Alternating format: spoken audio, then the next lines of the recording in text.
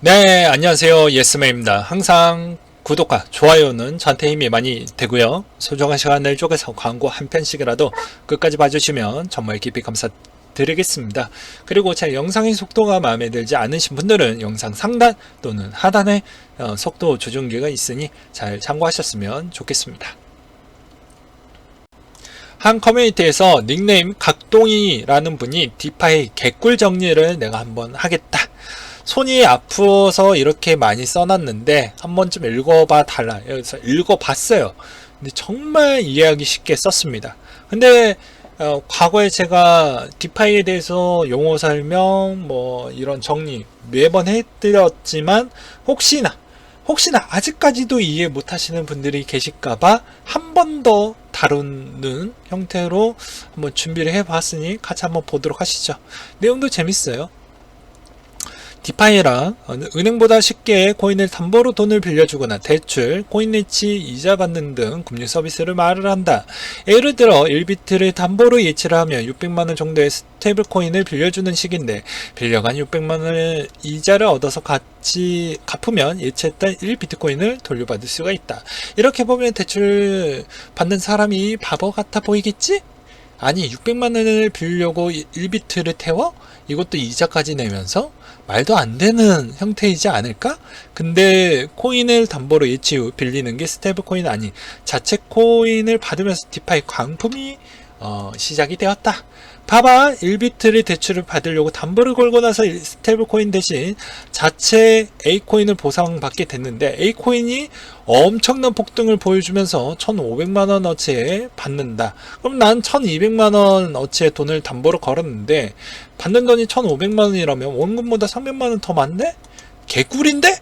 이 마약 같은 뽕맛을 느낀 사람들이 너도 나도 디파이에 담보를 걸고 하면서 뛰어들기 시작을 합니다. 그러면서 이제 대출을 너나 나나 받으면서 이제 받기 시작을 하는데요. 디파이의 이제 스테이킹의 부분에 대해서 한번 보도록 하겠습니다.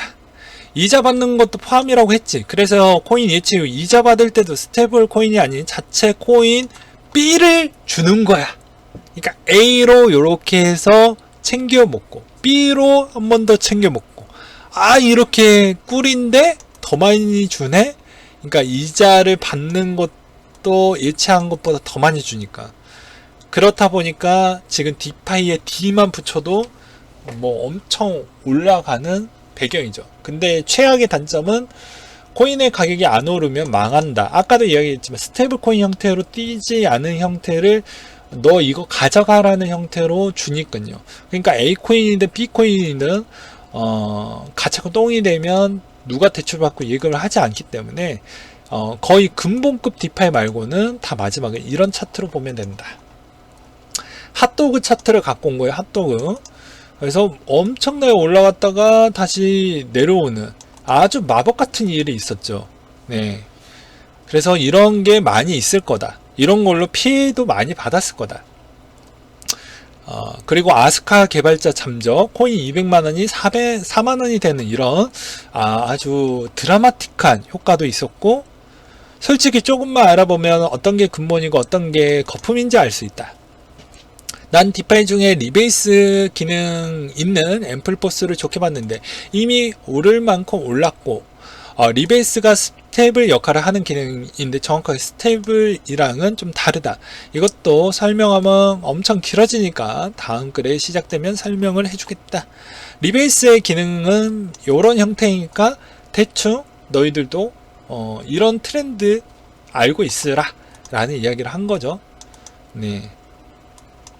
세 줄 요약, 폭탄 돌리기, 근본 찾아서 먹고 넘어 오른 거는 좀 피하자. 그리고 최근에 올라왔던 순위도 정리를 해드리기도 했죠. 한 커뮤니티에서 정보라는 닉네임을 가지신 분이 올려주셨는데요. 내용이 괜찮았어요. 국내랑 비교되는 뉴스라고 해서 EU 집행위원회 MICA 초안이 유출이 됐다. 가상자산 기존 금융상품과 동일 취급을 하겠다라는 내용이 나왔고요. 한국 경제에서는 한국의 이제 분위기는 좀 다르다는 거죠. 9월 15일자에 나왔고 금융위원회 측면입니다. 꿈 깨라. 금융으로 인정한 적 없다. 거래소에 세게 받는 금융위. 제가 저번에도 이야기를 했죠. 예.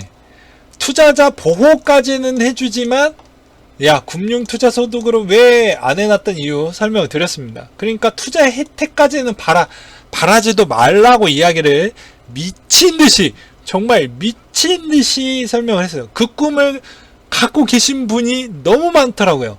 그 꿈을 깨고 싶진 않았지만 저는 현실적으로 설명할 수밖에 없습니다. 투자자 보호까지는 해줄 거예요. 근데 투자자 보호 그 다음에 투자자 혜택이라는 게 있어야 되는데 신생 어떻게 보면 자산군이기 때문에 근데 그런 거는 기대하지 말아라. 그리고 미국 부분도 와이오밍주 은행 설립 인가 미국의 첫 암호화폐 은행이 발생을 만들어졌다. 되게 재밌죠. 네. 에이다 창시자가 유튜브 크립토 스캠 조치 미흡에 지적을 했다라고 되어져 있는데요.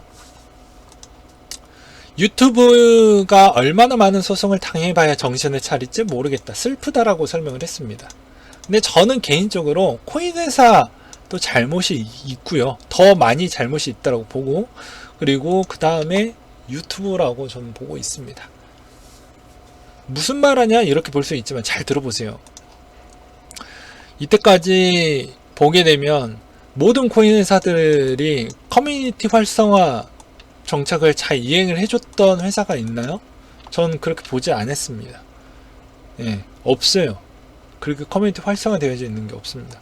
그리고 그분들이 단 한 번이라도 거짓말 안 한 코인 회사가 있을까요? 없습니다.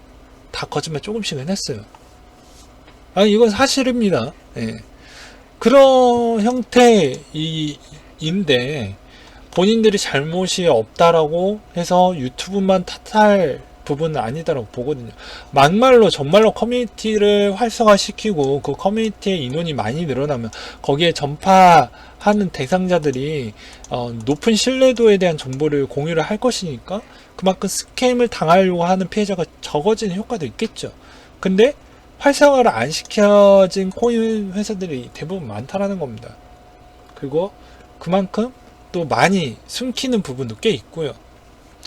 그러니까 그런 측면이 좀 그렇다. 그래서 막연하게 유튜브 탑만 보기에선 좀 어렵고 유튜브 안에서도 확인할 수 있는 포인트는 무엇이 있냐면 그만큼 구글이 갖고 있는 AI 봇이 똑똑하다라고 하지만 이런 걸 잘 걸러내지 못한다는 것은 최적화가 아직도 멀었구나 라는 걸 알 수가 있는 대목이지 않을까 라는 생각도 듭니다.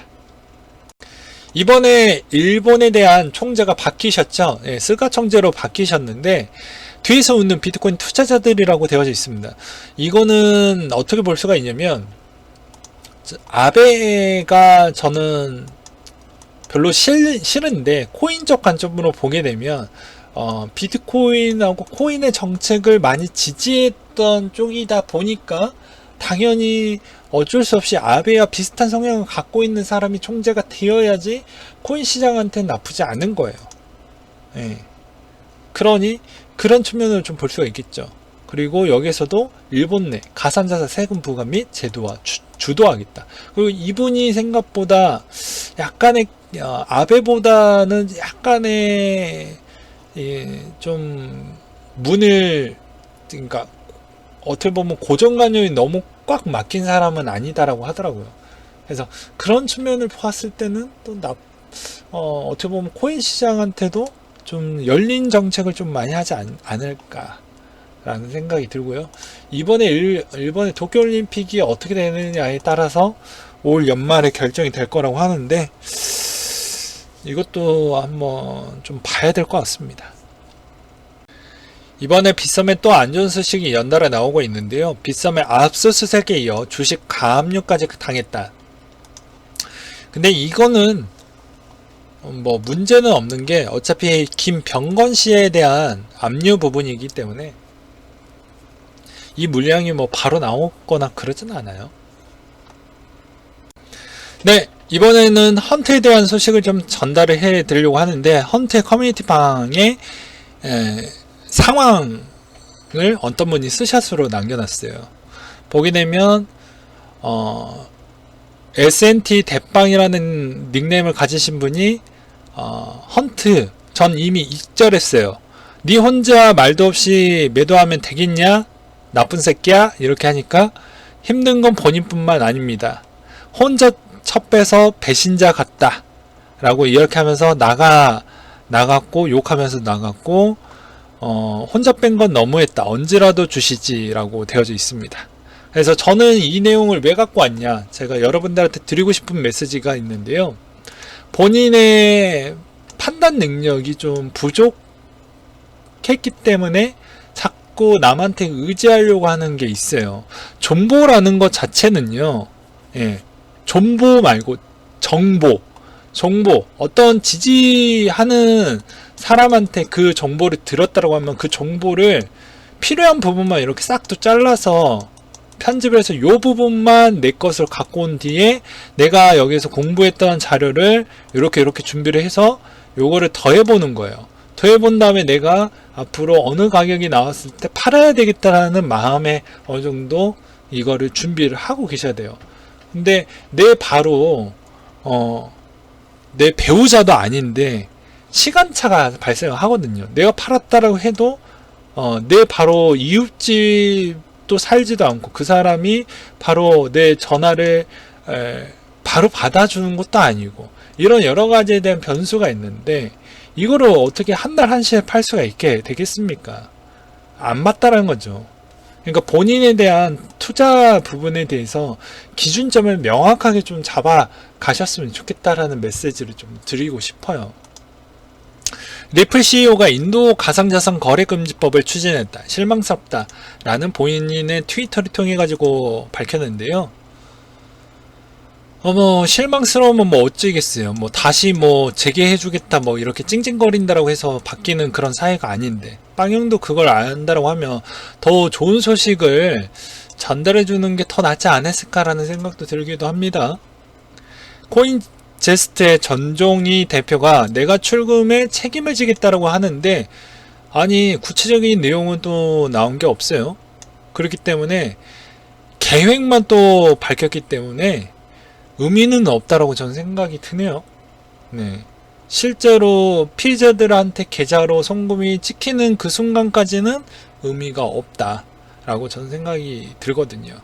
유니스왑의 거버넌스 토큰 UNI를 출시를 했다. 이더리움 메인넷에서 출시를 했다. 이더리움 그래서 또 괜찮겠죠. 그리고 또 요 내용을 또 보면서 어떠한 생각을 해볼 수 있냐, 유니스왑이 계속 이렇게 열심히 여러 가지를 계속 만들어내는 이유는 무엇이냐면 이 유니스왑을 살리기 위해서 계속 이렇게 끝없이 하는 겁니다. 끝없이. 미국 연준의 2023년도 때까지 제로 금리를 유지하겠다라는 내용이 나왔는데요. 이건 비트코인한테도 매우 긍정적인 측면으로 작용을 할 수가 있습니다. 왜냐하면 달러의 가치 비중이 계속 현 상태 유지를 해주겠다라는 의미로도 해석을 해볼 수가 있기 때문이죠. 이번에 이더리움 2.0의 0단계 출시 제안서를 제출을 했다고 하는데 잘 되었으면 좋겠다라는 생각이 듭니다. 이번에 새로운 컨센서스 업그레이드의 핵심으로 비트코인 체인과 이더리 1.0과 병행해 구축되고 있다고 설명을 했고요. 이 메커니즘의 핵심은 하이브리드 캐스퍼, FFG와 POS 최신 메시지 기반의 LMD, 고스트라는 포크의 선택적 규칙으로 구성이 될 거라고 합니다. EIP 0단계가 주로 이러한 알고리즘 실행하는 검증자의 메커니즘과 인센티브에 집중되어 가고 있다고 덧붙였고요. 목적은 예금 계약, 검증 기계약 2.0 발행과 같은 0단계 메커니즘에 대한 높은 수준의 관점을 제공한다고 되어져 있네요. 테조스가 프랑스 중앙은행 디지털 화폐 시범 사업자로 선정이 됐다고 하는데요. 이건 매우 좋은 소식이라고 볼 수가 있게 되겠습니다. 네, 오늘은 여기까지 준비를 했고요. 항상 여러분들한테 힘이 되고 도움이 되는 예스맨이 되도록 하겠고 이상으로 마치도록 하겠습니다.